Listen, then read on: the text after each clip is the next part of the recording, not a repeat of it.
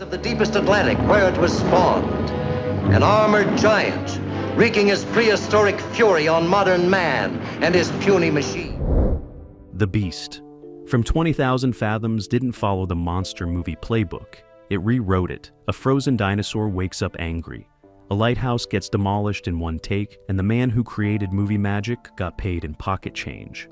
These are 20 weird facts about the Beast from 20,000 Fathoms. And the bonus? The Beast's roar came from somewhere you'd never expect. Strap in. This prehistoric ride gets wild fast. Number 1. Ray Bradbury didn't set out to make monster movie history. In 1951, he published a short story called The Foghorn in the Saturday Evening Post. It was quiet, melancholic, about a sea creature drawn to a lighthouse by sound, mistaking it for another of its kind. The story had heart, loneliness wrapped in scales. Then Hollywood called. Producer Jack Dietz and director Eugène Laurier loved it and wanted to turn it into a feature film. But there was a problem. They didn't have much money, and Bradbury's agent wanted serious cash for the rights. So they made an offer, a small upfront payment and a tiny percentage of the profits if the film made money. Bradbury, young and eager to see his work on screen, said yes. The film became a hit, earning over $5 million at the box office in 1953. But Bradbury's cut? Almost nothing. The contract had been structured in a way that left him with barely enough to buy dinner. Years later, Bradbury admitted it was one of the worst deals he ever made. He'd given away one of his best stories for pennies while Hollywood made a fortune. The Beast may have been frozen for millions of years, but Bradbury got frozen out of his own payday. Before the Beast. From 20,000 Fathoms, Ray Harryhausen was just an assistant. He'd worked under his mentor Willis O'Brien on Mighty Joe Young, learning stop-motion animation frame by painstaking frame, but he was always in someone else's shadow, never the lead. Then this film came along, a low-budget monster picture that nobody expected to matter. And suddenly, Harryhausen was offered the chance to do all the effects himself. No co-animator, no safety net, just him, his models, and a camera. He said yes without hesitation. What followed was months of solitary work in a cramped studio space. He built the Radosaurus model by hand, articulated every joint, painted every scale. Then came the animation, shooting one frame at a time, adjusting the model by millimeters, then shooting again. Hours would pass for just seconds of screen time. His hands cramped, his eyes burned under the hot lights. But he kept going because this was his shot, his chance to prove he could carry a film alone. And when audiences saw the Beast rampage through New York, smashing buildings and devouring cops, they didn't just see a monster. They saw Harryhausen's dream come to life. The film became his calling card, the proof that he didn't need anyone else. From that moment on, Ray Harryhausen was the name in stop-motion effects, and it all started with a frozen dinosaur nobody believed in. Then, guided by instinct. The Radosaurus wasn't based on any real dinosaur. Harryhausen and the filmmakers wanted something that looked prehistoric but also felt wrong, like evolution had taken a dark turn. So Harryhausen designed it from scratch, pulling inspiration from multiple species. The head came from a carnivorous theropod, the body had elements of a quadruped, and the tail, thick and muscular, could smash through buildings. But here's where it got weird.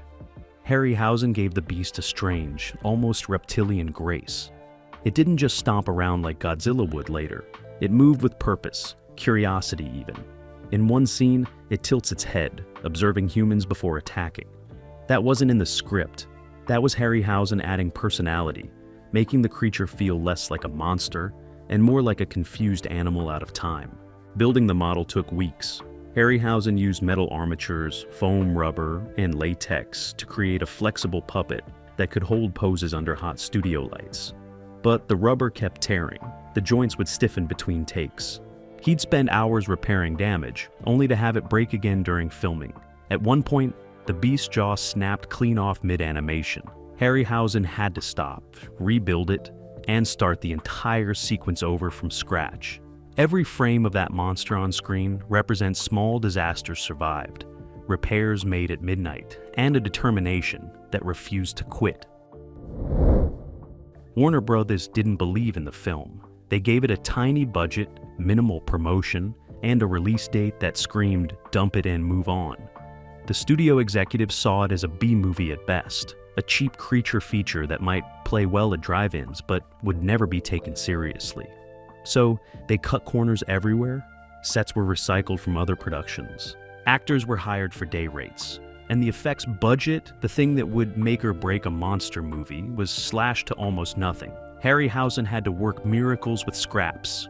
He couldn't afford elaborate miniatures, so he built smaller, simpler sets and shot them at angles that made them look bigger. He couldn't hire assistants, so he did everything himself, from animation to lighting to camera operation. And when the film needed crowds fleeing in terror, there was no money for extras. So they used stock footage from old newsreels, cutting it together with new shots and hoping no one would notice the difference in film quality. Somehow, it worked. The film looked bigger than its budget, more ambitious than anyone expected. And when it premiered, audiences packed theaters. They didn't care about the limitations. They just wanted to see a monster destroy New York. Warner Brothers, shocked by the success, suddenly started promoting it heavily. But by then, the damage was done. Harryhausen and the crew had already proven they could make magic with nothing. The Coney Island roller coaster scene is one of the most iconic moments in monster movie history. The beast tears through the famous amusement park, toppling rides, scattering crowds, and leaving destruction in its wake. It's chaos captured on film, and it looks expensive. But here's the truth. They didn't destroy a real roller coaster. They couldn't afford it. Instead, Harryhausen built a detailed miniature of the Cyclone roller coaster, one of Coney Island's most famous rides. He spent weeks constructing it, matching every beam, every curve, every detail. Then he rigged it with breakaway sections and tiny charges to simulate destruction. The animation took days. Frame by frame, he moved the Rhedosaurus model through the miniature park, carefully positioning it to look like it was smashing through rides. But the scale was tricky. If the beast moved too fast, it would look fake. Too slow, and it would lose impact. So Harryhausen adjusted constantly, finding the perfect rhythm that made a 12-inch model feel like a 40-foot monster. When the scene finally came together, it was seamless. Audiences gasped, critics praised it. And Coney Island, which had allowed them to film some background plates on location, saw a surge in visitors who wanted to see where the beast attacked. The scene didn't just look real, it felt real. And that was all Harryhausen's genius, making miniatures feel massive. The film's star, Paul Christian, wasn't American.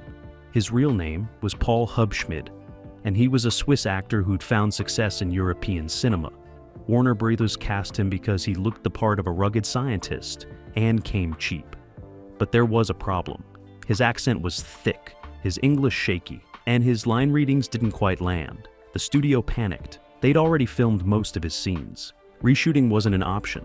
The budget wouldn't allow it. So they made a decision that would change his entire performance. They hired another actor to dub all his dialogue.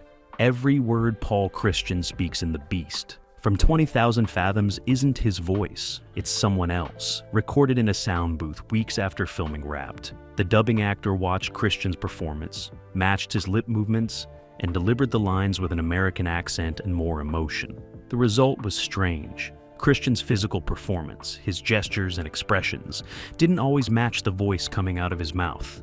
In some scenes, you can see the disconnect. His body language says one thing, his voice another. But audiences in 1953 didn't notice or didn't care.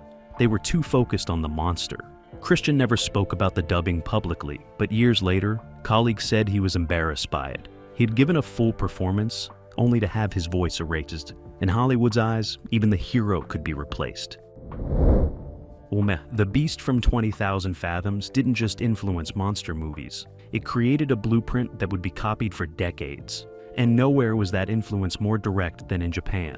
In 1954, just 1 year after Beast premiered, Toho Studios released Godzilla. The similarities were striking. Both featured a prehistoric creature, awakened by atomic testing. Both showed the monster attacking a major city. Both used a man in a suit, or stop motion, to bring the creature to life. and both tapped into Cold War fears of nuclear destruction. Tomoyuki Tanaka, Godzilla's producer, later admitted that Beast was a major inspiration. He'd seen it and recognized its power, the way it turned atomic anxiety into entertainment. But while Beast was a straightforward monster movie, Godzilla went deeper, making the creature a metaphor for the horrors of Hiroshima and Nagasaki. Still, the DNA was there.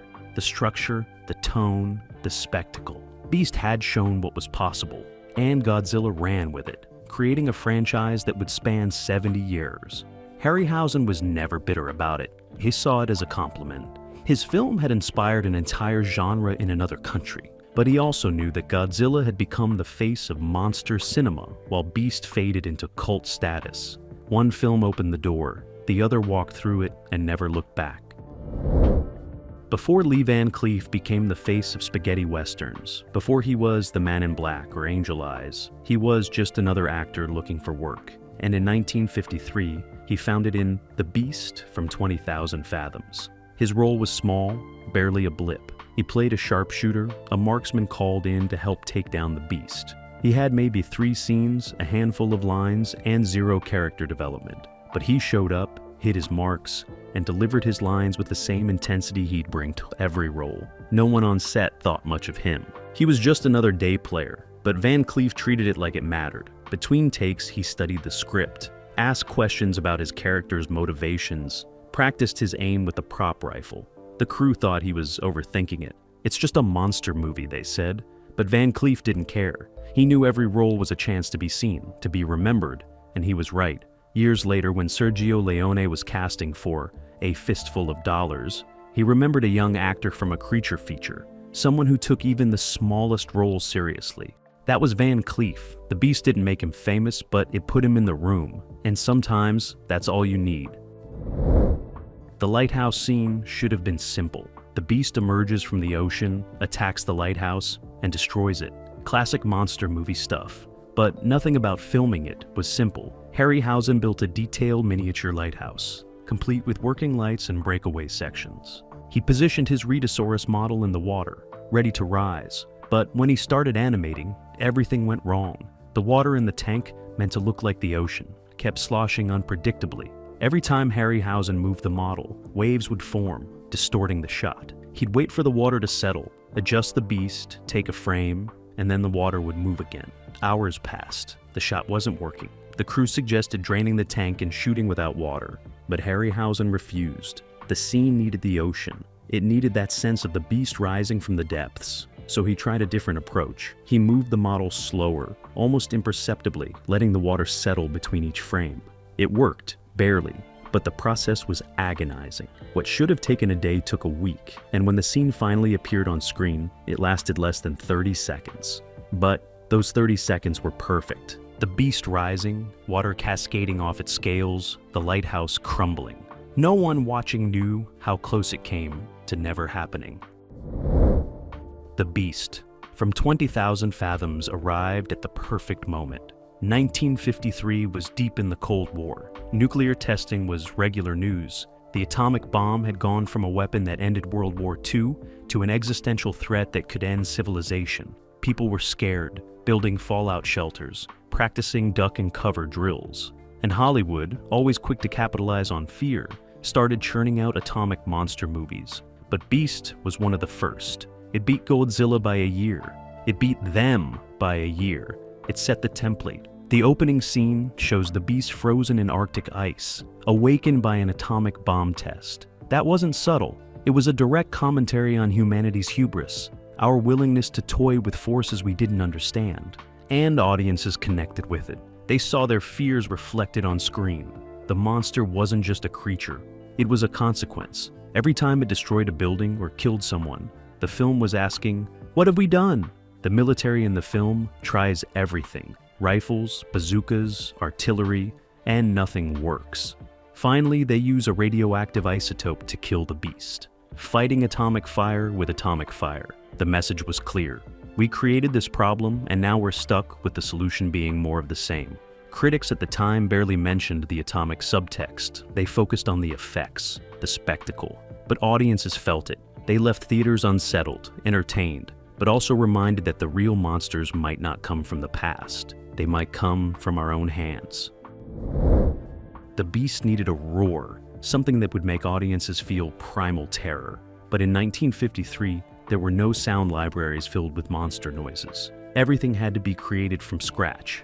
Sound designer James Knight experimented for weeks, trying everything. He recorded lions, bears, elephants, alligators. He slowed them down, sped them up, layered them together. Nothing worked. Everything sounded too recognizable, too earthly. The beast was supposed to be from a time before recorded history, and it needed to sound like nothing alive today. Then Knight had a strange idea. What if the roar wasn't an animal at all? He went to a local zoo and recorded something unexpected, a foghorn mixed with the distressed cry of a sea lion, then ran it through a device that distorted the pitch. But the breakthrough came from somewhere even stranger. He recorded his own voice, screaming into a metal bucket, then played it backwards at half speed. And when he mixed all these elements together, something clicked. The result was unearthly, anguished, a sound that didn't belong to any living creature. When test audiences heard it for the first time, several people jumped in their seats. One woman reportedly left the theater. The roar worked because it tapped into something primal, a fear that predated language, and Knight never revealed the full recipe. He took some secrets to his grave. Paula Raymond played the female lead, Lee Hunter, a paleontologist who helps track down the beast. On paper, her character was supposed to be intelligent, capable, essential to the plot. But Hollywood in 1953 had other ideas. The studio constantly pushed her to play up the romance, to be softer, more frightened, less competent. Director Eugène Leroy tried to protect her performance, but the studio overruled him. They cut several scenes where her character made key scientific observations, replacing them with moments where she clung to Paul Christian's arm or gasped in terror. Raymond fought back. She'd rewrite her own dialogue between takes, adding technical terms, making her character sound more educated. Sometimes the director would keep it. Other times, the studio would dub over her lines into post-production, softening her delivery. Years later, Raymond said it was one of her most frustrating experiences as an actress. She'd been hired to play a scientist, but ended up playing a screaming decoration. In one scene that did survive the cut, her character identifies the beast species and predicts its behavior. Raymond delivered the lines with authority, refusing to make eye contact with Christian, focusing entirely on the evidence. It's maybe 30 seconds of screen time, but it's the only moment where her character feels real, where she's allowed to be the expert she was written to be before Hollywood decided women couldn't be both smart and pretty. New York City was the star of destruction, but the production never actually filmed there. The budget couldn't cover permits, transportation, or location shooting in Manhattan. So, everything you see, every burning building, every panicked street, every demolished storefront was either stock footage or created in California. Harryhausen built miniature versions of famous New York landmarks, the Flatiron Building, Wall Street, sections of Lower Manhattan, all constructed at a fraction of real scale in his workshop. He studied photographs obsessively, counting windows, measuring proportions, trying to make his miniatures accurate enough that audiences wouldn't question them. But there was a problem. Some of his miniatures were too good. They looked real, but they didn't look like they were being destroyed by a 40-foot monster. So Harryhausen had to go back and make them more fragile, adding breakaway sections, sugar glass windows, balsa wood facades that could crumble convincingly. The beast's attack on Wall Street took 3 weeks to animate. Harryhausen moved the creature through the miniature city, destroying buildings frame by frame, creating dust clouds with talcum powder, adding tiny fires with cotton and lights. When it all came together, it was seamless. Critics praised the film's New York location work, never realizing they were watching a tabletop in Los Angeles. The real New York never saw the beast, but audiences never knew the difference. Populations crazed and panicked with... The film's scientific advisor, Dr. Thordsen, had one job: make sure the paleontology wasn't complete nonsense. The studio hired him to review the script, consult on dialogue, and ensure that when characters talked about prehistoric life, they sounded at least somewhat credible. He read the script and immediately found problems. The Rhedosaurus, as described, couldn't exist. Its bone structure wouldn't support its weight. Its metabolism would require it to eat constantly. And it certainly couldn't have survived frozen for millions of years. He wrote detailed notes, suggesting changes, offering alternatives that made scientific sense. The producers thanked him, paid him, and ignored everything he said. They didn't want accuracy. They wanted spectacle. Dr. Thorsen watched the premiere in quiet horror. Every scientific principle was wrong. The creature's biology was impossible. Characters spoke about carbon dating and geological layers with complete confidence while saying things that made no sense. After the screening, a reporter asked him what he thought. He paused, smiled tightly, and said, "It's very entertaining." He never worked with Hollywood again.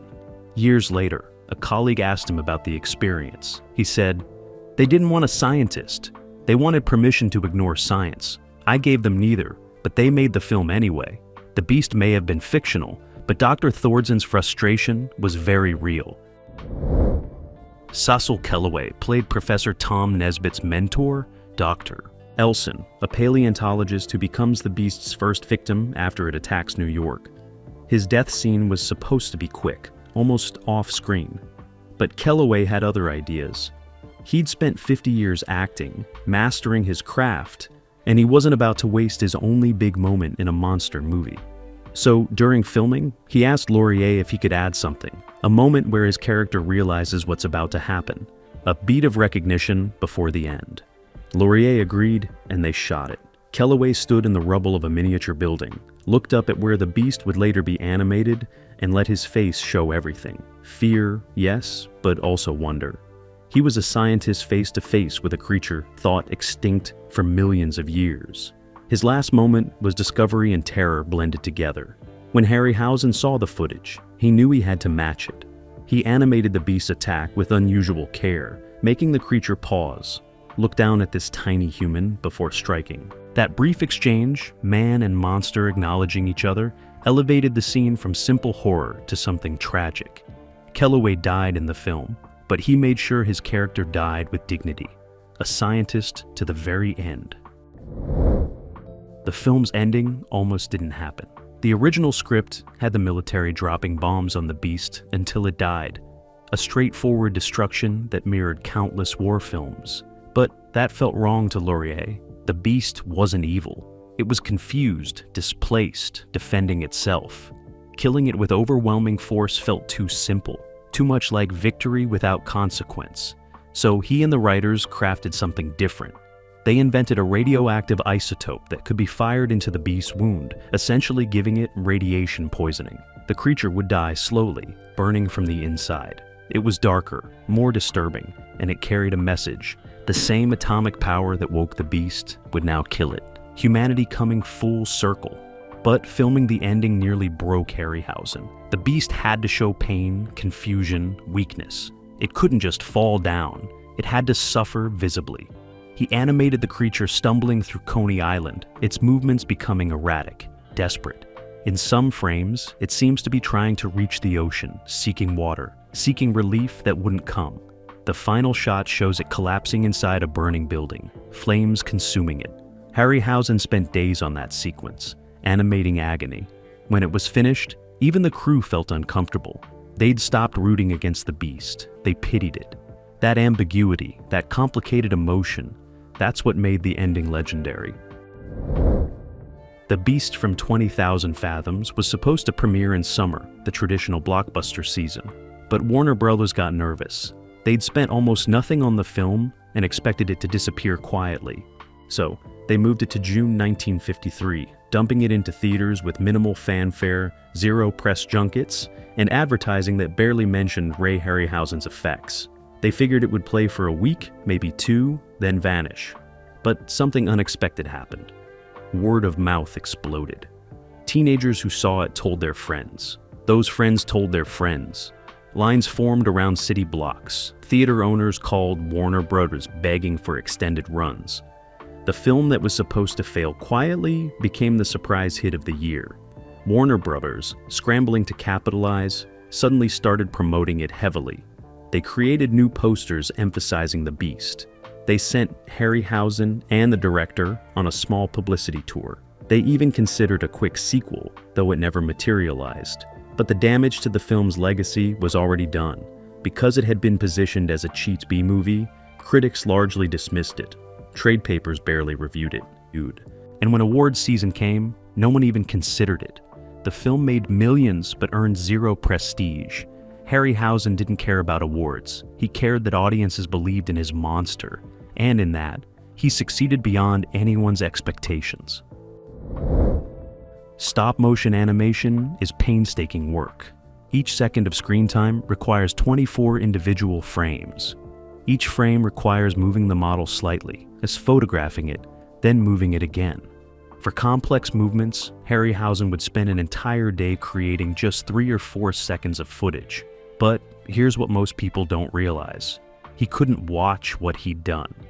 There was no instant playback, no video monitor showing his work in progress.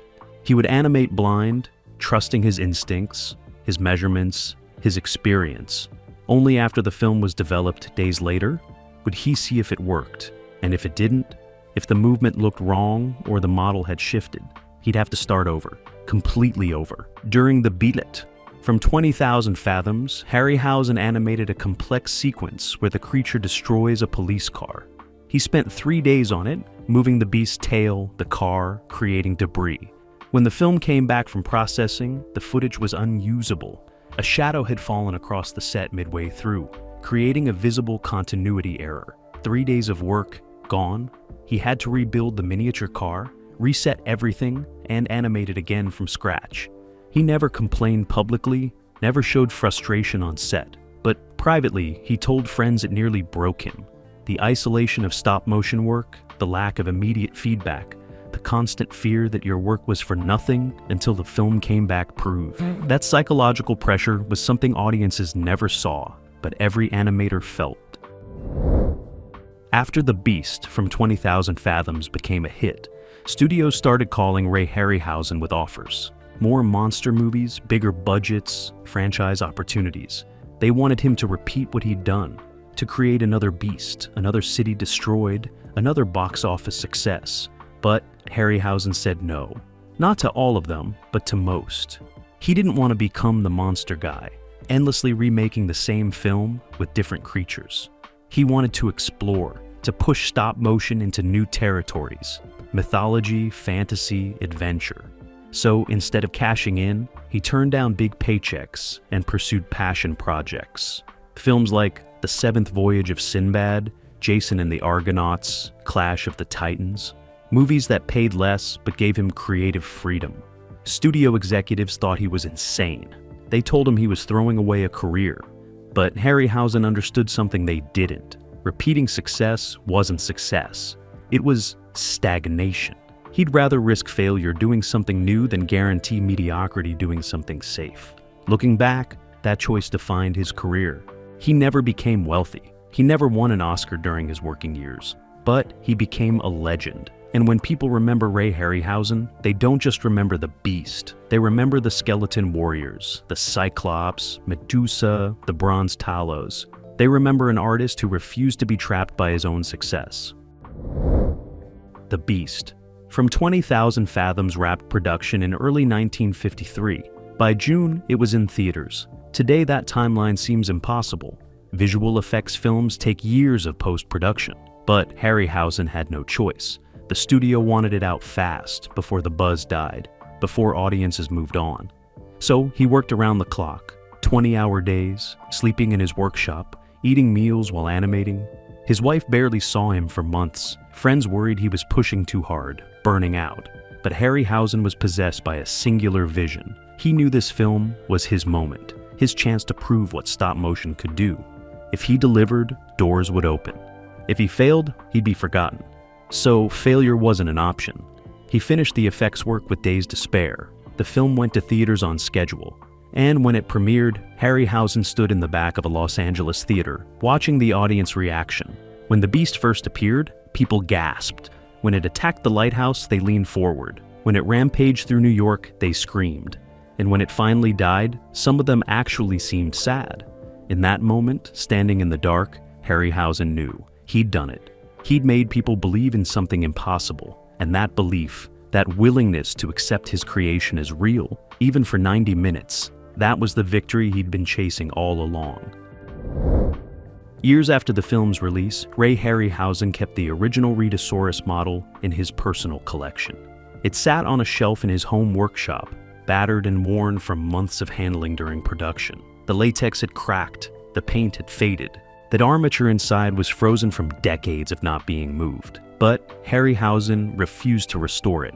He said the wear and tear told a story, showed the battle of creation. Friends and collectors offered him serious money for it. Museums wanted to display it, but he always declined. That model wasn't for sale. It represented the moment his career truly began, the film that proved he didn't need anyone's help to create movie magic. When Harryhausen passed away in 2013, the model was donated to a film museum. It sits in a climate-controlled case now, protected, preserved. But if you look closely at the beast's tail, you can still see Harryhausen's fingerprints in the latex, literally pressed into the monster he brought to life. In a film full of impossible creatures and fantastic effects, those fingerprints might be the most magical thing of all, proof that one man's hands created something that would outlive him, frozen forever in the moment of creation.